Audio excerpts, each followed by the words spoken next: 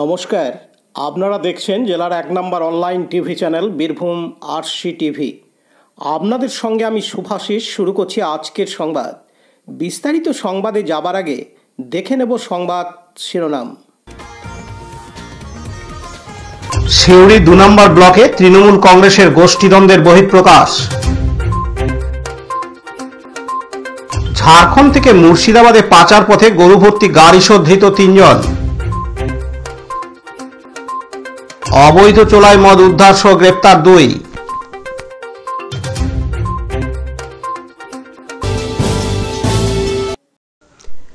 গোষ্ঠীদ্বন্দ্বে জেরবার জেলার সিউড়ি 2 নম্বর ব্লকের তৃণমূল কংগ্রেস দলের সিউড়ি 2 নম্বর ব্লকের সভাপতি তথা বীরভূম জেলা পরিষদের পূর্ত কর্মাধ্যক্ষ নুরুল ইসলামের মন্তব্যে তোলপাড় জেলার রাজনীতি। তিনি তার এলাকার দলের কর্মীদের নিয়ে মিটিংয়ে বললেন, জেলা পরিষদের সভাধিপতির বিরুদ্ধে বিদ্রোহ করার প্রস্তাব দেওয়া হয়েছিল, তিনি তা মানেননি। জেলা পরিষদকে নিয়ন্ত্রণ করার চেষ্টা হচ্ছিল, কিন্তু কার কাছ থেকে প্রস্তাব এসেছিল বা কে নিয়ন্ত্রণ করতে চায় তা স্পষ্ট করেননি কাজল শেখ ঘনিষ্ঠ নেতা নুরুল ইসলাম। সিউড়ি 2 নম্বর ব্লকে তৃণমূলের মধ্যে গোষ্ঠীদ্বন্দ্ব প্রকট হয়েছে বারবার। এদিন এ নিয়েও কার্যত হুঁশিয়ারি দেন তিনি। দলের ক্ষতি করলে রক্তগঙ্গা বয়ে দেওয়ার হুমকি দেন নুরুল ইসলাম।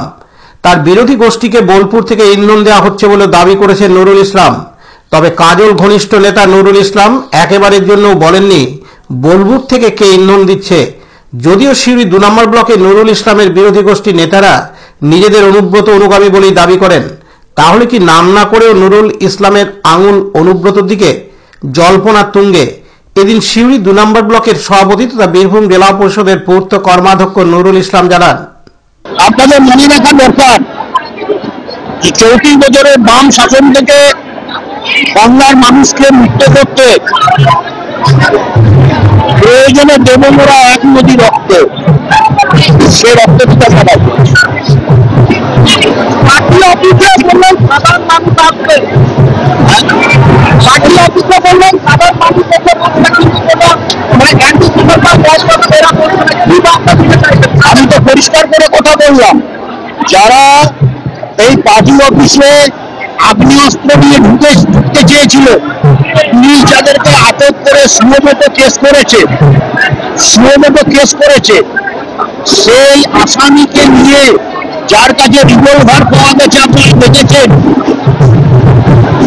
সেই আসামিকে নিয়ে আজকে পার্টি অফিসে বসিয়ে গলায় মালা দেওয়া হচ্ছে আর লেখা হচ্ছে সোশ্যাল মিডিয়ায় টিম অনুব্রত মণ্ডল।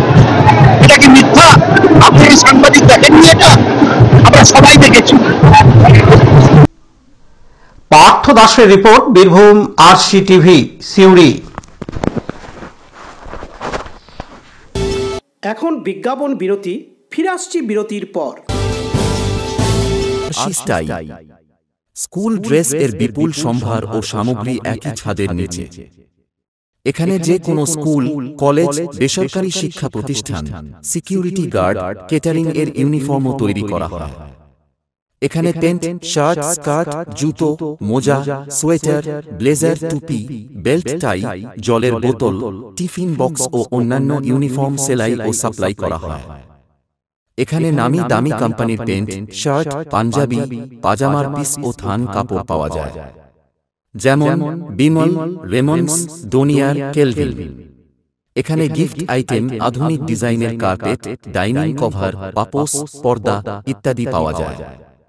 বিশেষ প্রস্তাব, প্যান্ট, শার্ট, ব্লাউজ, চুড়িদার, সেলাই ও ফলস পার করা হয়। যোগাযোগ করুন 9883752306। ঠিকানা দুবরাজপুর, ফ্যাশন এক্সপ্রেসের পাশে। এখন বিজ্ঞাপন বিরতি, ফিরে আসছি বিরতির পর। গতকাল সোমবার 26 মে রাতভর গোপন সূত্রে খবর পেয়ে সিউড়ি সাঁইথিয়া পাকা রাস্তার উপর ডিএসপি ডিবি স্বপন কুমার চক্রবর্তীর নেতৃত্বে অভিযান চালানো হয়। অনেকক্ষণ অপেক্ষার পর সন্দেহজনক একটি ডিসিএম গাড়ি দেখা যায়। এদিকে গাড়ির চালক পুলিশ দেখতে পেয়ে রাস্তা বদলে ফেলে, যার ফলে সন্দেহ ঘনীভূত হতে গাড়ির পেছনে ধাওয়া করে এবং সিউড়ি থানার ইটাগুড়িয়া মোড় সংলগ্ন এলাকায় গাড়িটি আটক করা হয়। অভিযান চালিয়ে গাড়ির 2টি বাংকারের মধ্য থেকে 37টি বড় আকারের গরু উদ্ধার করা হয়। পুলিশের চোখে ধুলো দেওয়ার লক্ষ্যে গাড়ির পেছনে সোনালী রঙের প্লাস্টিকের চাদর দিয়ে ঢাকা ছিল।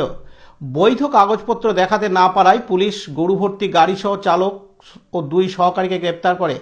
ধৃতদের জিজ্ঞাসাবাদ করে জানতে পারেন যে ঝাড়খণ্ডের মহিষাবাথান থেকে গরু ক্রয় করে মুর্শিদাবাদ জেলার বিক্রির উদ্দেশ্যে যাত্রা করেছিল।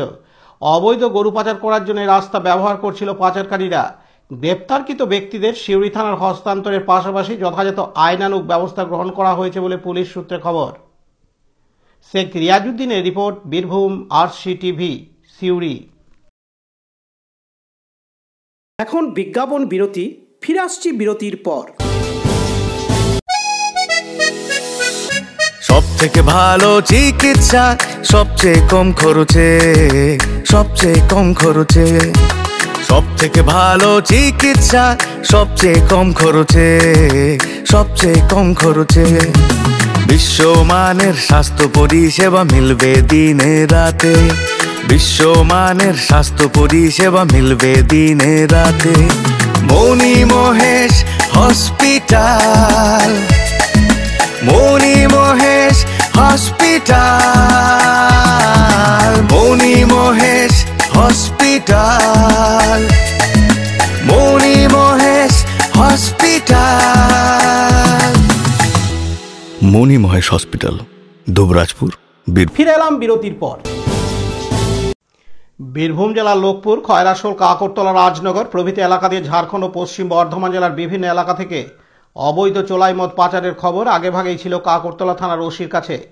সেই মোতাবেক রাত্রে অন্যান্য পুলিশ অফিসার সহ অবৈধ চোলাই মদের বিরুদ্ধে বিশেষ অভিযান শুরু করেন এবং বামাল সহ 2 ব্যক্তিকে আটক করে। জানা যায় এদিন স্থানীয় থানার পশ্চিম বর্ধমান জেলার সীমান্তবর্তী নবসন গ্রামে হানা দিয়ে 15 লিটার অবৈধ চোলাই মদ সহ 52 বছরের শ্যামাপদ বাগতিকে হাতে নাতে ধরে ফেলে। অনুরূপভাবে পশ্চিম বর্ধমান জেলার জামুরিয়া থানার বাগডিয়া গ্রামের চঞ্চল মণ্ডল নামে অপর ব্যক্তিকেও পুলিশের জালে আটকা পড়ে 17 লিটার চোলাই মদ সহ। পুলিশ সূত্রে জানা যায় এই সমস্ত পাচারকারীরা এলাকায় অবৈধ চোলাই মদের কারবারের সাথে যুক্ত। পুলিশ তদন্ত করে দেখছেন এই কারবারের সঙ্গে আর কেউ জড়িত আছে কিনা, কিংবা তাদের কারবারের জাল কতদূর পর্যন্ত বিস্তৃত তা জানার চেষ্টা করা হচ্ছে। তবে পুলিশের দাবি এরূপ অভিযান নিয়মিত চলবে যতক্ষণ না অবৈধ চোলাই মদ কারবারিদের জাল গোটানো যাচ্ছে। গতকাল সোমবার 26শে মে ধৃতদের দুবরাজপুর আদালতে তোলা হয় বলে পুলিশ সূত্রে খবর। শেখ রিয়াজউদ্দিনের report, Birbhum RC TV, Kakartala. আজকের সংবাদ এই পর্যন্ত। পরবর্তী সংবাদের জন্য চোখ রাখুন বীরভূম আরসি টিভির পর্দায়। নমস্কার।